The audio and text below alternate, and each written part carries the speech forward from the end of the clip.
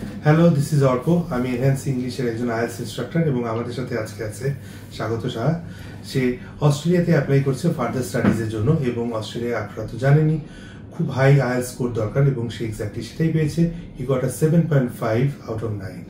So আমি আর বেশি ডিলে করবো না, let's go to him. So mister Swagata, how are you doing today? I am fine sir. অস্ট্রেলিয়াতে আমার প্রথম থেকে প্ল্যান ছিল, বাট আমার রিকোয়ারমেন্ট আর একটু কম ছিল, বাট আমি এক্সপেক্ট করি না যে 7.5 পাবো। দেন ভাবতাম যে আইএলটিএস মেবি অনেক ডিফিকাল্ট হবে, আর আমি বাংলা মিডিয়াম থেকে তো, সো আমি ভাবছি ইংলিশ মিডিয়ামের যারা তারা অনেক বেশি ফ্লুয়েন্ট হবে বা ডিফারেন্ট ওদের হেল্পফুল হবে ওদের, যেহেতু ওরা প্রথম থেকে ইংলিশের সাথে আছে। বাট আমি বাংলা মিডিয়ামে হলেও আমার ইংলিশে বেসিক ভালো ছিল সবসময়, তো ট্রাই করছি ইংলিশটাকে প্রায়োরিটি দেওয়ার। তো ওভাবেই আর কি আইএলটিএস এর জন্য ট্রাই করলাম, এনহ্যান্সে অ্যাডমিট হলাম, অনেকের কাছ থেকে শুনে রিভিউ ভালো পাইছি। দেন ওরা আর কি আইএলটিএস এর যে কোর টপিক ওগুলা খুব হেল্পফুল হয়েছি আমি, কারণ আলাদা আলাদা 4টা মডিউলকে কিভাবে আমি আমার স্ট্র্যাটেজি গুলাকে সাজাতে পারি বা সেগুলা হেল্প করা, বা আফটার ক্লাস স্যারদের কাছ থেকে আমি যে ফিডব্যাক গুলা পাইছি, দেন তারা আমাকে যে টপিক গুলার খুব একদম থরলি এক্সপ্লেন করছে। দেন আমার রাইটিং এ স্পেশালি হেল্প করছে ইনস্ট্রাক্টর, বিকজ উনি আমার রাইটিং এ আমি যখন একটা টপিক পেয়েছি তখন আমি ইনস্ট্রাক্টরকে বলছি যে স্যার এটা কিভাবে করব, দেন সে আমাকে হেল্প করছে। দেন আমি ওগুলো পিডিএফ করে স্যারকে দেখাইছি, সে আমাকে এভালুয়েটও করে দিছে। তো এগুলো খুব হেল্পফুল ছিল আমার পুরো জার্নিতে। আচ্ছা, আর তুমি যেখানে মক দিয়েছিলে, মকের স্কোর আর তোমার আইএলটিএস স্কোরের ভিতর কি রকম ডিফারেন্স? ডিফারেন্স ভালোই আছে, কজ প্রথম মকটা তো বোঝার জন্য যে কিরকম হয়, বা প্রথম মকে অত ভালো করতে পারি না।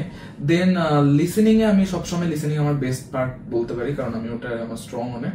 তো লিসেনিং এ মোটামুটি যা পেতাম বা অন্যান্য সাবজেক্ট অন্যান্য মডিউলে যা পেতাম তার থেকে মেইন এক্সামে আমি বলবো অনেকটা ভালো করছি, কজ মক অবভিয়াসলি হার্ড হয়, জাস্ট একটু কনফিডেন্স গেইন করতে হয়। দেন আমরা মেইন এক্সামে বসলে আমাদের এই মক গুলা অনেক হেল্প করবে। আচ্ছা, সো আমাদের ফিউচার স্টুডেন্টদের জন্য তোমার কি সাজেশন? আমি ফিউচার স্টুডেন্টদের জন্য এটা বলবো যে বেসিক যদি ভালো হয় তাহলে কোনো ফিয়ার করার দরকার নেই। আমি প্রচন্ড নার্ভাস ছিলাম, বাট এত নার্ভাস হওয়ার কোনো দরকার নেই। আর এটা ভাবার কোনো দরকার নেই যে আইএলটিএস জাস্ট ইংলিশ যারা পারে তারাই পারবে, আপনিও পারবেন। যদি বেসিক থেকে শুরু করেন, আপনার লেভেল কোথায় আছে এটা আগে আপনার আইডেন্টিফাই করতে হবে। জন্য ইনস্ট্রাক্টরদের হেল্প নেবেন যে আমি কোথায় আছি, আমি কোথা থেকে একদম শুরু করতে চাই। তো ওখান থেকে আপনি লেভেলটা বোঝার পর আপনি যদি আগাতে পারেন, তো সেই হিসাবে আইএলটিএস অত কঠিন না। আমি বলবো যে প্র্যাকটিস করুন, ধৈর্য ধরুন, আর মক দেন, প্রপার গাইডলাইন। আচ্ছা, আর so what are your future plans? এখন তো আজকে রেজাল্ট যেহেতু পেলে, তো এখন কি করবে? ফিউচার প্ল্যান বলতে গেলে আমি অস্ট্রেলিয়া যাইতে চাই, কারণ অস্ট্রেলিয়াতে আমি মেডিকেল সায়েন্স নিয়ে পড়তে চাই। তো ওখানে প্রথমে স্কোর যেটা চেয়েছে তার থেকে ভালো আসছে, আমি এটার জন্য অনেক হ্যাপি। তো এখন ওখানে মেডিকেল সায়েন্সে পড়ে তারপর একটা ভালো ক্যারিয়ার বা অপরচুনিটি যদি আমি গ্র্যাব করতে পারি, তো সেটা আমার বা আমার ফ্যামিলি সবার জন্য আর কি ভালো হবে। আচ্ছা, আর অস্ট্রেলিয়া কোন ইউনিভার্সিটিতে তুমি অ্যাপ্লাই করছো? অস্ট্রেলিয়া আমি ম্যাকুয়ারিকে টার্গেট করতেছি। আচ্ছা, সিডনিতে? Sydney. So I think it's one of the best universities. Yes. All right, well, congratulations. Thank you, sir. And hopefully you will get the chance and we'll see you fly off to Australia. Thank you, sir. Thank you so much, and